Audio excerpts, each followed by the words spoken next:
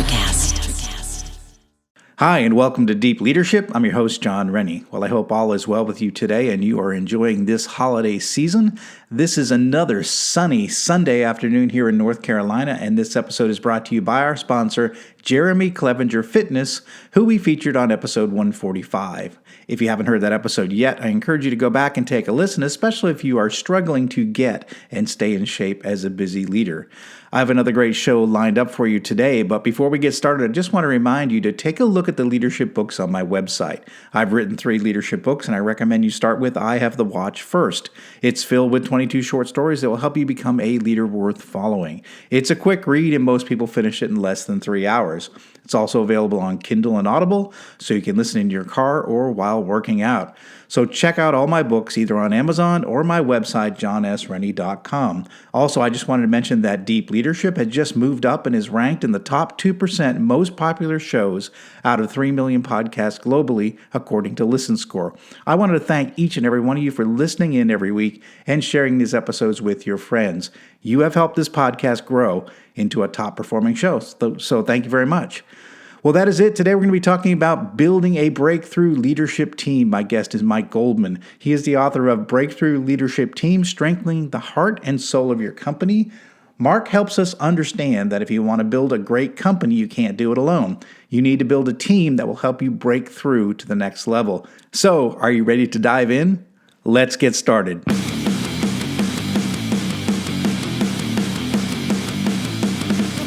Welcome to Deep Leadership. Leadership is a people business. That's the philosophy of your podcast host, John Rennie. As a former Cold War submarine officer who spent 20 plus years leading businesses in corporate America before starting his own manufacturing business, he knows that leadership matters. Are you ready for some real-world actionable advice from John as well as his expert guests? I'm ready. The show starts right now. Welcome to the Deep Leadership Podcast. Today I'm joined by Mike Goldman. Mike is a nationally recognized speaker, best-selling author, and leadership team coach. He is the founder of Performance Breakthrough, where he helps mid-sized companies achieve dramatic business growth by ensuring they have the right people, strategy, and execution habits. In his latest book, Breakthrough Leadership Team, Strengthen the Heart and Soul of Your Company, Mike shows readers the importance of building a breakthrough leadership team. I'm excited to have him on the show to learn from his experience. So, Mike, welcome to the show. Thank you. Thanks for having me, John. Yeah, it's good to have you. Good to meet you. And I'm really excited about this topic because I think it's one where we can all learn something to help us get to that next level in our business. So let's get started with, can you tell us a little bit about yourself and then how you got started as a leadership team coach? Yeah, I've been at this about 35 years, so I'll take a long story and make sure to make it short. But I spent the first half of my career working for big management consulting companies, Accenture, if you've heard of them, but before they were called Accenture, so it was a long time ago, late 80s, early 90s. Deloitte was another one. So first half of my career was management consulting, working for somebody else, but my clients were all big Fortune 500 companies. Went from there, decided at about 40 years old that I needed to take a shot in life and do something I really wanted to do. So I started my first business, which was a staffing and recruiting firm. It was a franchise, miserable failure of a business, put me in deep financial trouble for a while. But that's what really set me on the way to kind of get back to my consulting roots, but become a coach, which I think is very different. Became a coach about 15 years ago, started off with leadership development programs, that kind of stuff, but morphed pretty quickly into what I call leadership team coaching, where I'm kind of at the right hand of the CEO working with their leadership team to do their planning around strategy, around people, around execution. And it's been an interesting and fun ride.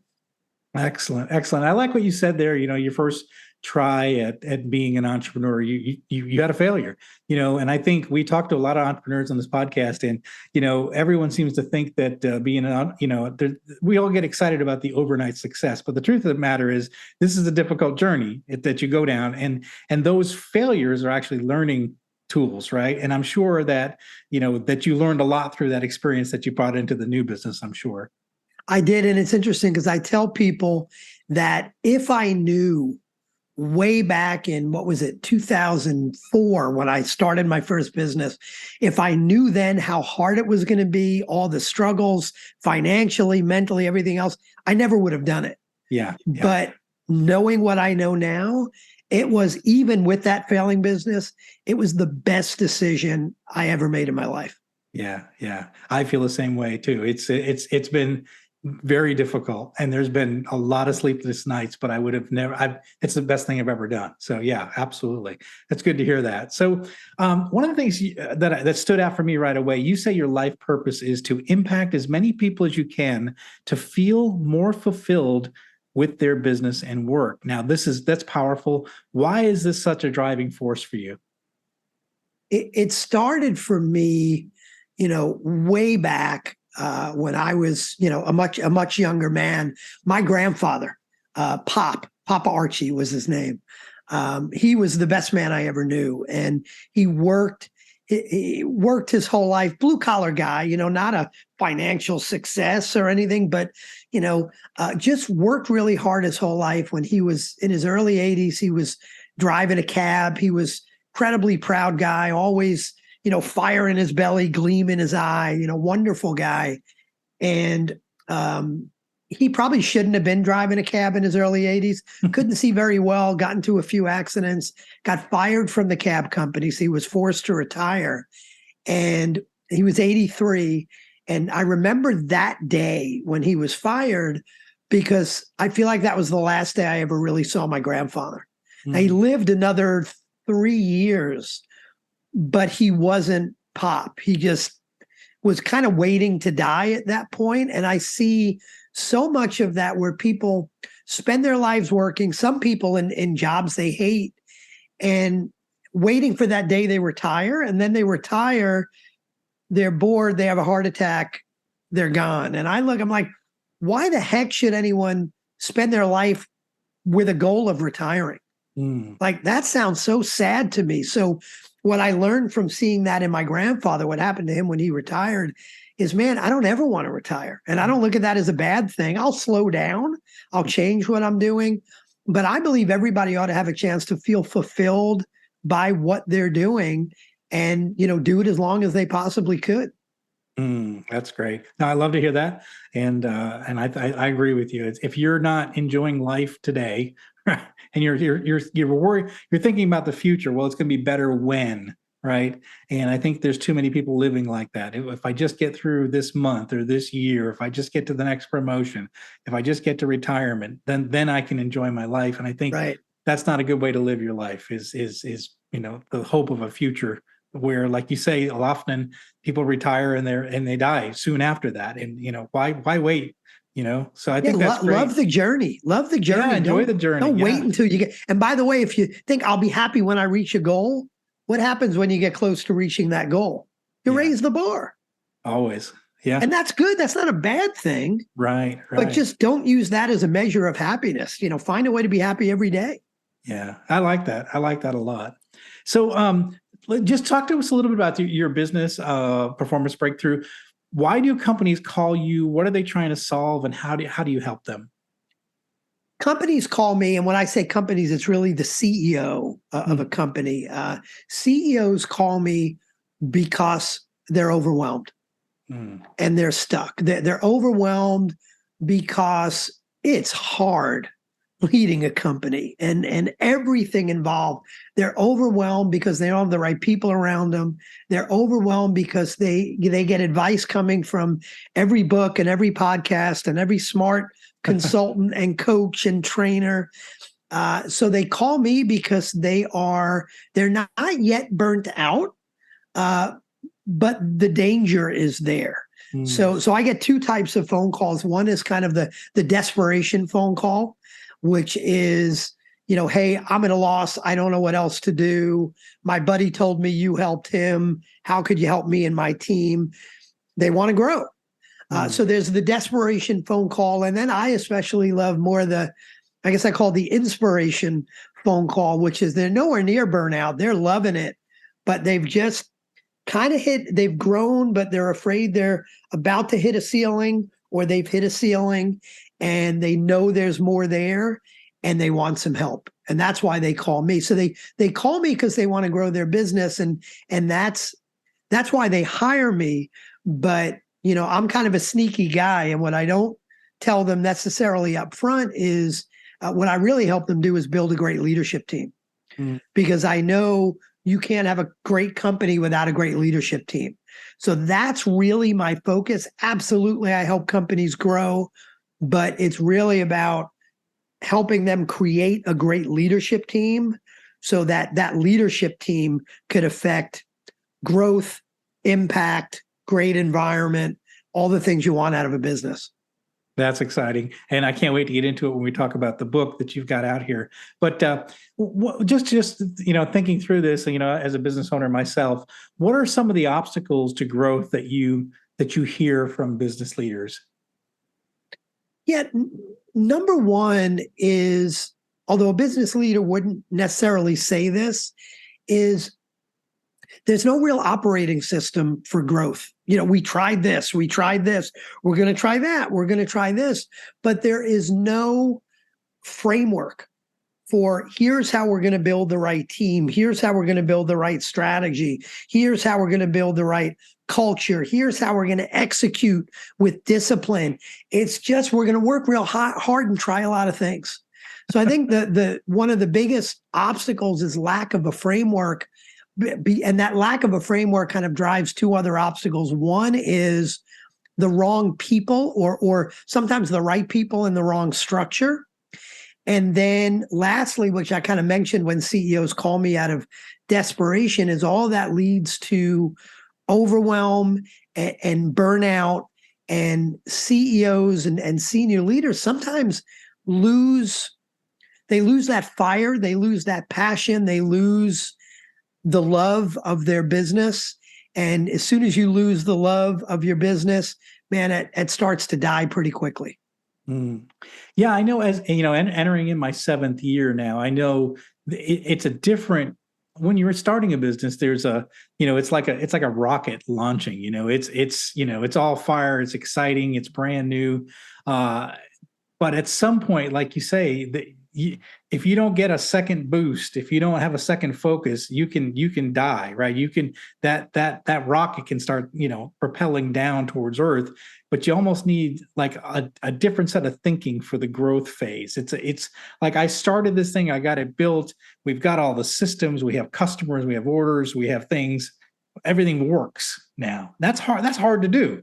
Right. And that takes a lot out of you. And then they say, okay, now we want to grow. Well, that's a whole nother skill set, right? It's a whole nother, maybe a different group of people as well, too, to take you from what it took to get you here to get you, to the next level, right? Absolutely. And that's a hard thing, right? Especially when, and by the way, that doesn't happen once. It's not, okay, I got it started. Now what do I need to do to grow? It's kind of like, I got it started. Here's what it takes to get to $1 million in revenue. Yeah. Take something very different to get to $5 million in revenue. Man, you got to change who you are to get to 20 million in revenue. There are these steps along the way that, by the way, if you keep growing, never stop. And sometimes the hardest part, to go back to something you mentioned, is the folks that got you here may not get you there. And they may be wonderful people. They may be very loyal. But sometimes that great controller is not who you need in a CFO. Right. And that great salesperson is not your head of sales. And sometimes you got to make some real tough decisions as you're growing. Yeah, that makes a lot of sense, and it's true, and I've seen it in my journey as well. So in your latest book, Breakthrough Leadership Team, and we're going to talk about that because I think there's a lot of great things in this book that we all need to take away as business leaders. But you start off with self-leadership, and I'm just curious about that because you're talking in this book about building this breakthrough leadership team, a team that will take you to the next level, yet you start out with self-leadership. Why is that? You can't build a great team. You can't even be part of a great team if you can't lead yourself. And that's why even in my practice where, my model is I do these 2-day quarterly planning sessions with the leadership team, the CEO and direct reports. In addition to that, I always coach the CEO one-on-one.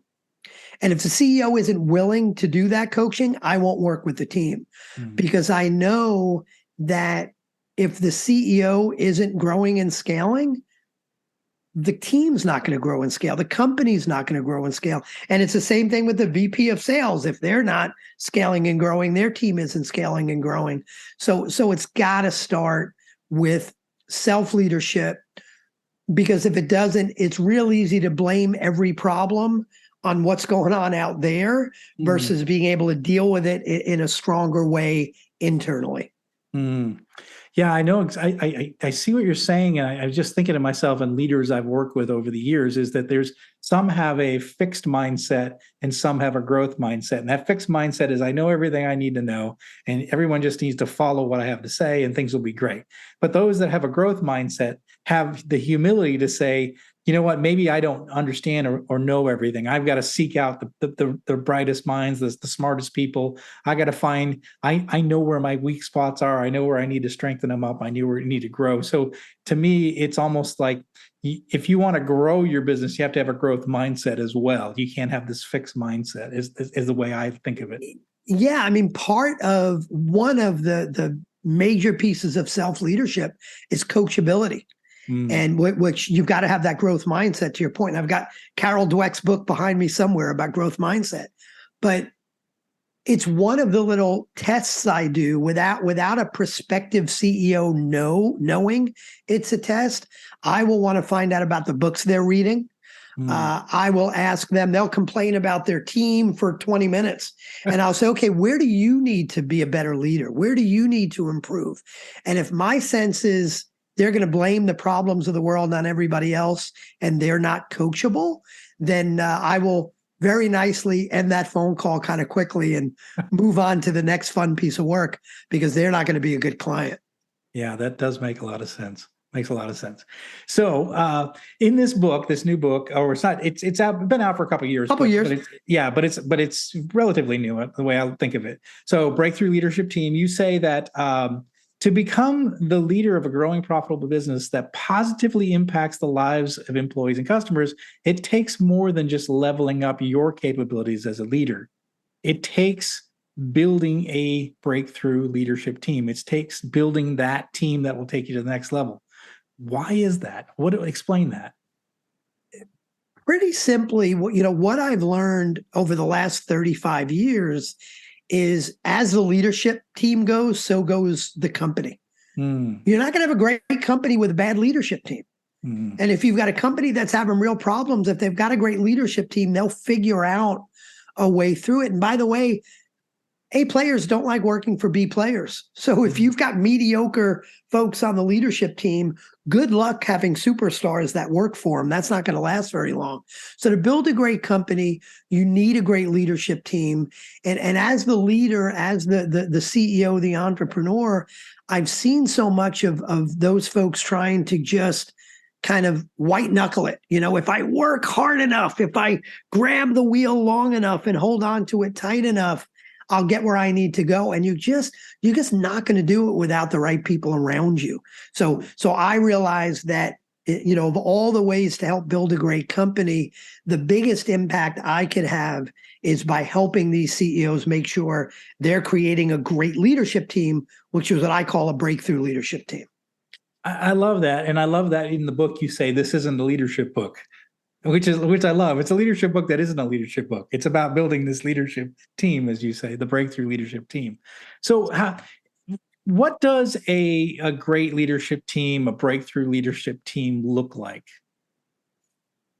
I'll take it from two perspectives. One is there are 6 pillars that I believe you need to master to have a breakthrough leadership team? So I'll kind of hit the 6 pillars, and then very quickly, it's kind of what results do you need to look for, which is a little bit of a different perspective, but very quickly, and we can drill into any of these, John, you want, but the 6 pillars, number 1, you already said it, is self-leadership.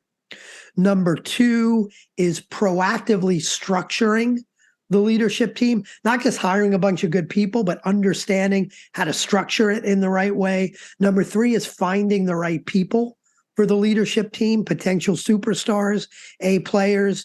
Number 4 is building a resilient culture. Number 5 is executing with discipline and accountability. And the number 6 thing breakthrough leadership teams need to do is they need to continue to develop and improve. They need to assess their talent. They need to develop their talent, coach their talent, and sometimes make the hard decisions to cut the cord, on some of their talent. So a breakthrough leadership team has mastered those 6 things and continues to develop and improve, because you never wake up one morning and say, I've now got a breakthrough leadership team. It's an endless process, and things need to change as your business changes, as your business grows. But from a result standpoint, which is probably the more important way to look at it, if you've got a breakthrough leadership team, you have got consistent top and bottom line growth.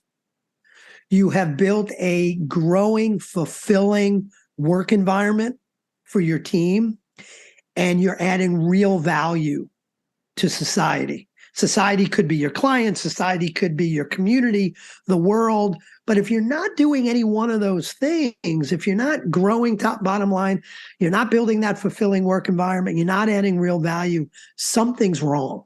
And my hypothesis is, when something is wrong, the first place to go is not, let's fix how we're answering the phones, or let's make sure our sales process is perfect. It goes back to let's take a look at the leadership team, and where do we have work to do on the leadership team. We'll be right back after a quick word from our sponsors. Leadership skills are like any other skills. You need to practice them to get better at them. Best-selling leadership author John S. Rennie knows this. That's why he's written a new book called You Have the Watch. It's a guided journal for leaders designed to take you through an entire year of leadership training. By the end of the year, you will master 50 of the most important leadership skills. If you want to have a greater impact on the results and people in your organization, go to youhavethewatch.com and pick up your copy today. This podcast is brought to you by Jeremy Clevenger Fitness. As a high-performing leader, you know that leadership isn't about telling people what to do, it's about leading by example. And for most people, the one area they are lacking when it comes to leading by example is their health and fitness. By improving your health and fitness, every other area of your life improves. But how do you get and stay fit as a busy leader? Well, you do what you've always done. You hire the best person for the job. Now, don't struggle on your own. Put Jeremy Clevenger on your team. Jeremy will work with you to help take your physique, mindset, nutritional habits, and more to the next level with his step-by-step, all-inclusive coaching program. Now, I've worked with Jeremy for the past year, and I'm in the best shape of my life. So if you want to step up your game, reach out to Jeremy at jeremyclevengerfitness.com to find out more and get your initial consultation scheduled with him today. This episode is brought to you by the Fraternity of Excellence. The Fraternity of Excellence is an online and real-world community for men who are looking to improve in all areas of their lives. The men of FOE are working together to become better husbands, fathers, and leaders at work and in their communities. They live by a simple philosophy: as iron sharpens iron, so one man sharpens another. Now, I've been a member for more than 3 years, and for me, I finally found a brotherhood of men that I was missing from my time in the military. Now, I love being around guys who are dedicated to becoming a better version of themselves. So if you're interested in becoming a man of excellence as well, go to fraternityofexcellence.com, or you can reach out directly to me to learn more. So each of my department heads are my leadership team. But there's something important on the end of that word, and that's team. And so we had a guest that a few weeks back that said, a lot of times we just have a group of people that are department heads, and they're not necessarily a team. And so part of this job of building a strong leadership team is the fact that they are a team and they function as a team, even though they may be your department heads. they are still, they have to become a team as well, which means that the department isn't the most important thing. The business is the most important thing. Is that something that you talk about, or is a concern? It's a great insight. And one of the things I do, not only day one, but within the first 20 minutes of working with a new client, is I have a set of ground rules that I use for our time together. And the ground rules aren't as important to get to the heart of your point. But what is important is I say, when we follow these ground rules, this leadership team, not your sales team, not your finance team, not your marketing team, this leadership team becomes your number one team. This leadership team gets your loyalty. Because otherwise you wind up creating these silos that we've all seen in business. And I've seen not only small, I've seen $50, $60 million companies, decent sized companies that don't have a leadership team. They have a bunch of folks that report into the CEO, and the CEO tells them what to do. But there's no real sense of team loyalty towards the team. I'm going to sacrifice what I'm doing in sales to help you in marketing. I'm going to sacrifice what we're doing in service to help you in sales. No, it's individual teams trying to optimize what they're doing. Their heart's in the right place, but it's not a team, and you're not going to get where you want to go that way. Yeah, that makes a lot of sense. And I saw that a lot in my corporate life, where we had silos and we had people protecting their departments, but we weren't working as a team towards an organizational goal. So there was a lot of infighting in those situations. And it's not good. It's not healthy, and it doesn't help. It doesn't help grow the business. If you're fighting amongst yourself, you're not working on growth. Right. If the enemy's inside the four walls, you're not growing. You're not fighting the enemies outside the four walls. Yeah. And think about if the VP of sales and the VP of service are going at it. They don't trust each other. They don't get along. That never gets better as you cascade down through the organization. No, that's exactly right. That's only going to get worse. It gets worse. Yeah, it gets worse. Absolutely. What I saw as well. Yeah. You mentioned structure. I was just curious. How do we structure the team? And then what's the first step? If we're starting to think about how do we structure our leadership team, where do we take that first step? The first step that folks ought to take, the first step I take with my clients, is very simply to create something called a functional accountability chart. And I'll describe it. It's blindingly simple, but it's always incredibly impactful. And there are always major issues that come out of it, which are important to solve. But it's very simply saying, let's agree on what are our 10, 12, 14 functions within the business, not titles. So it's not CEO, it's head of company. It's marketing, it's sales, it's technology, it's, and there are nuances for different businesses, but it's pretty typical for most business. It's not going to be that different. But what are the functions, and who's the one person accountable for each of those functions? And I stress accountability is always and only one person. Responsibility could be 1,000. Accountability is always and only one person.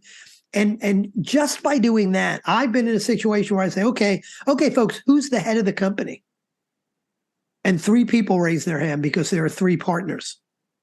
Oh, yeah. And they think that's fine. But I look at I'm like, so how many times is it, I asked mommy, she said no. So I'm going to ask daddy. Daddy said no.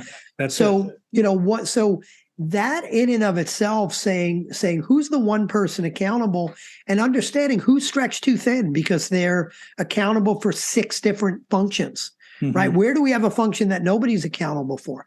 How are we measuring success of each function, right? Is marketing successful because we have a pretty website? I hope not. I hope it's more about the number of marketing qualified leads coming into sales or something like that. So it starts out with that functional accountability chart, which is kind of a snapshot of where do we have opportunities to improve things now? Where are we now? But then the next step is to do what I call a 12-quarter leadership team plan. Now, some companies are, let's say, 12, we can't do 12 quarters. Start with 4 quarters, move to 8 quarters. But it's a matter of taking your, a plan for your business, and not just P&L, but some of the non-financials. Like as we grow 3 quarters from now, how many new clients do we need to bring on board? How many new products do we need to create? How many products do we need to ship? How many projects will we be doing? Some of the non-financials that help guide what your organization is going to need to look like. How many employees will you have? And what that allows you to do is to, instead of saying, oh my God, we're at 75 people, half of them want to quit, morale is horrible, I think maybe we need a head of HR, is being proactive and saying, you know what? 3 quarters from now, our projection is to be at 75 people. I think at that point, we may need a head of talent management. Let's start grooming somebody internally or looking now. 5 quarters from now, if you look at it, we need to bring on 30 new clients a quarter. As head of company, I can't also be the head of sales anymore. We need to hire a head of sales. So it allows you to be proactive. And that's key. What I like about what you're saying is that you are taking a look at, your best, as you know, the forecasting, the longer it goes out, the less accurate it is, but your best guess is as to what the future looks like, and everybody gaining an understanding of what some of those critical milestones are going to be. Like, okay, when we get to this many people, we probably need to have a head of talent management. As we grow to this many territories that we're selling into, we might have to add another regional salesperson over here. So everybody's on board with this idea that this is sort of the general plan of where we're going, right? So what I like about it is that there's no surprises, right? And as a leader, I think it helps you because sometimes you have those voices like, oh, we got to hire a talent manager. We got to do that right now. And you're like, wait a second, we've talked about this. We have a plan and we're not quite to the threshold that we said. So it gives you a chance to say, as a leader, it gives you a little peace of mind knowing that, yes, we do need to do that, but we're really not to that point yet. And so everybody sort of, I would think that it prevents a lot of infighting and argument and bickering about like what the plan is if you've already have sort of a roadmap going forward. It does. It also makes you much better at planning because let's be honest, the first time you do a 12-quarter leadership team plan, is it going to be accurate? Yeah. No. And there's 2 parts to it. What's the plan? And also what you think the trigger is for when you need a head of sales or when you need a head of HR or whatever. You may be wrong on those triggers as well, but if you're doing this quarterly and kind of keeping a rolling, even if it's a rolling 4 quarters and not 12 quarters, it's better than nothing. If you've got that rolling plan, you're going to get much smarter as you move forward, much better at planning, much better at executing to that plan. Yeah, that makes a lot of sense. Yeah, the more you do it, the more you practice it, the better you're going to get at it. So that makes a lot of sense. You mentioned something, and I just wanted to give you a chance to explain that. How do we get our teams to execute with discipline and accountability? Like, I love hearing that as a former military guy, right? I love hearing that. So, but how do we do it in a world where, commitments are loose, I would say? We don't, accountability is loose, discipline's loose. How do we do that in a business? There are 3 disciplines that companies really need to master. The first one is aligning around a small number of priorities, right? I say when I'm talking to a prospective CEO, I'll say, what are your top priorities for the year? And they'll list out 12 things. No, that's not going to work. Top 12. Tell me how many people remember what those are, or do they have another set of 12? So aligning around a small number, 2, 3, 4 priorities for the year, for the quarter, where everybody's really focused. So that's discipline number 1, aligning around a small number of priorities. Discipline number 2 is measuring what matters. What are the key performance indicators we're using? How do we measure success? I want to see a scorecard with red, yellow, green, right? Green is success. Yeah. Red is failure. Yellow is we're in the danger zone. So it's about aligning around priorities, number 1, coming up with those important measures, number 2. And then the third, which is so important to keep everyone truly accountable to that, is a consistent planning and communication rhythm. Annual planning, quarterly planning, monthly planning and education, weekly accountability meetings, daily huddles. You can do the first two. You can have priorities, you can have measures, but if you're never getting together as a team to hold people accountable for it, those great plans are gathering dust. You need the right planning and communication rhythm so that not only the CEO could hold everybody accountable, but remember this concept of the number one team. So each team member holds each other accountable.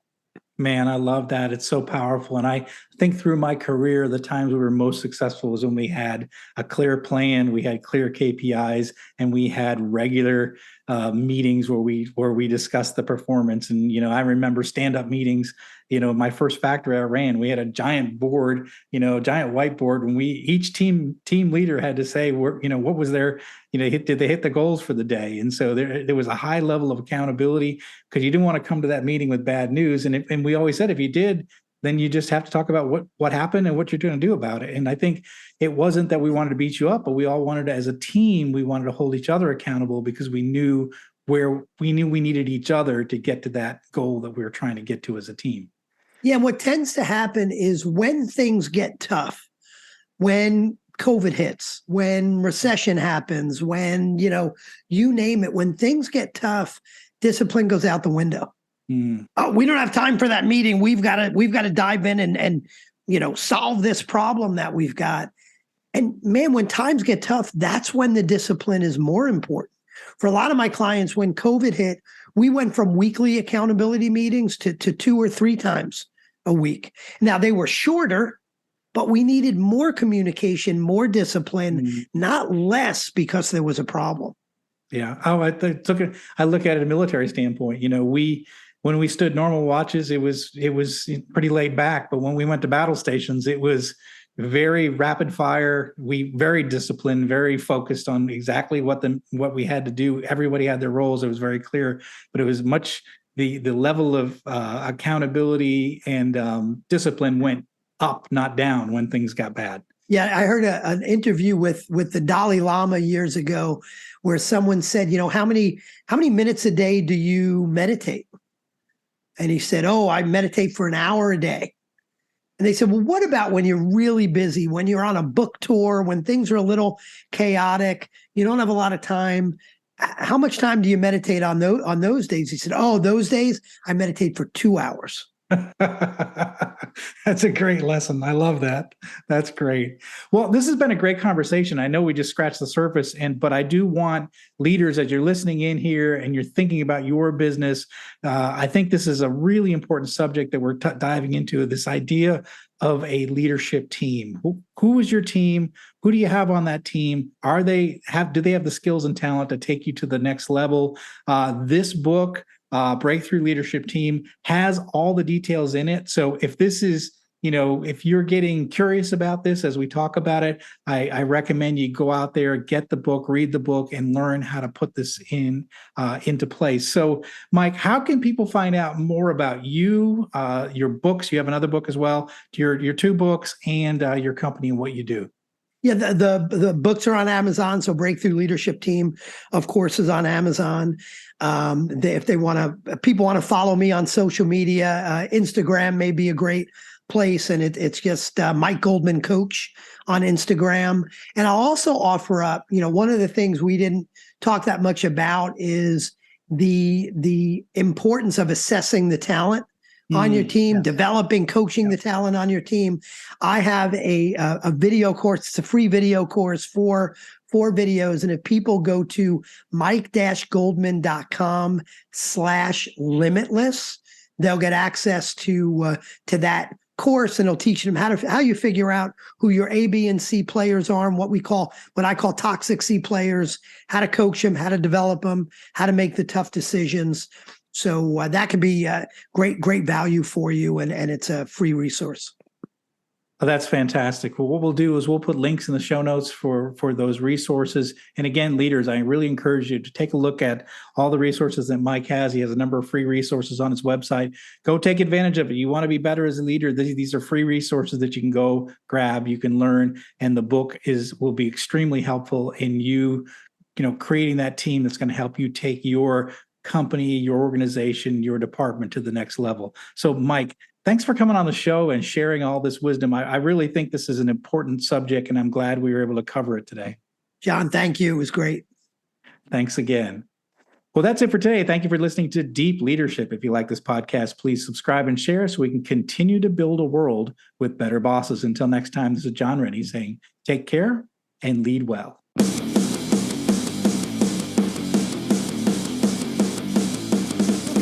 Thank you for listening to Deep Leadership. Thank you. Thank you. Thank you, thank you, thank you for all you do. We hope you enjoyed today's episode. For more information and updates, please visit our website at www.deepleadershippodcast.com or johnsrennie.com. Until next time, take care.